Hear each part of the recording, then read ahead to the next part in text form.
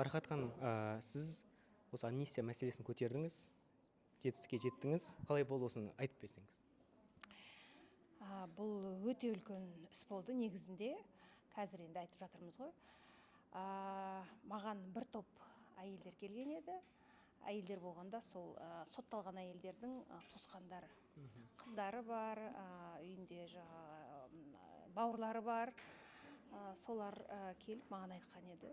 Осындай сотталғандардың ішінде жазасыз отырғандар бар. Үйлерінде балалары жылап отыр.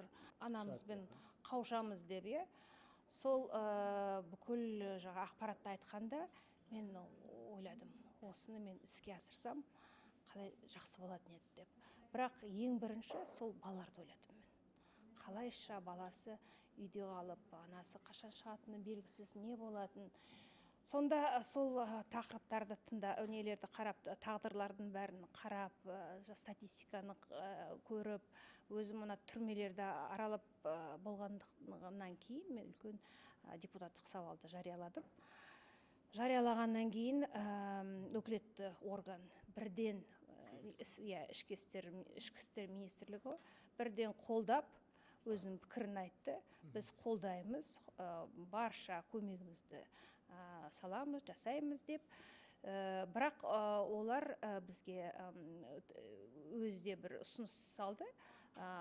Әйелдерге қоса басқа да осал топтағы азаматтарды қоссақ деп. Оның ішінде мысалы ер азамат, мүгедек ер азаматтар, немесе үйінде балалары қалған, жалғыз шешесі жоқ, әкесі жалғыз кормилец, единственный кормилец емес ғой. Соларды айтты. Немесе анасында жалғыз ұлдар бар, анасы жалғыз үйінде қалды, баласы сотталған. Сол нелердің бәрін көтергеннен кейін нәтижесінде осы ақпарат президентіміздің құлағына жетті. Одан кейін президентіміз осындай заң жобасын шығарыңдар деген бізге бұйрық берілді. Соның арқасында бүгін амнистияға жетіп отырмыз. Қанша әйел азамат? Сотталған әйелдердің саны 3000-ға жуық негізінде, ал рақымшылыққа, амнистияға ілінетін әйелдердің саны қазір 500-ге таман болып тұр. Яғни 500-ге жуық әйел азамат шығады, түрмелерден шығады, және де мынау пробациялық контроль бар. Содан шығуы мүмкін. Қашан шығады? Осы 1-2 айдың ішінде шығады. Жақын арада президент қолды енді қояды. Парламенттің заң жобасы енді шығады.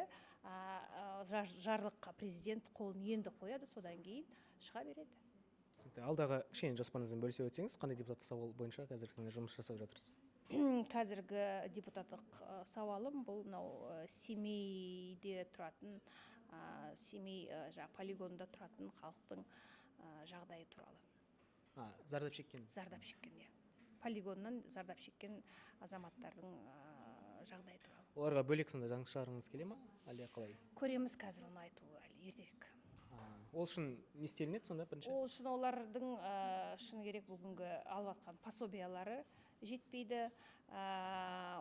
Қайта қарастыруымыз керек солардың пособиясын. Жаңағы бүкіл сол ақпаратты біз жүйеге кіргізуіміз керек. Оларға негізінде соңғы жылдары сол Семей полигонына зардап шеккен азаматтардың жағдайы неден тыс қалды негізінде. Өкіметтің назарынан тыс қалды. Қашан сіздер каникулға шығатын едіңіздер? Каникул бізде осы шілденің аяғына дейін біз жұмыс істейміз. Соңғы сессиямыз 30 шілдеде болады. Ары қарай біз 2-7 халықпен кездесеміз. Өңірлерге барып халықпен кездесеміз. Менің жоспарымда мен Ақтау өңіріне барып, және де Қызылорда өңіріне барып, сол жерде халықпен кездесулерді өткіземін. Ал демалысыңыз қайда өтеді? Демалысым әлі ойланған жоқпын.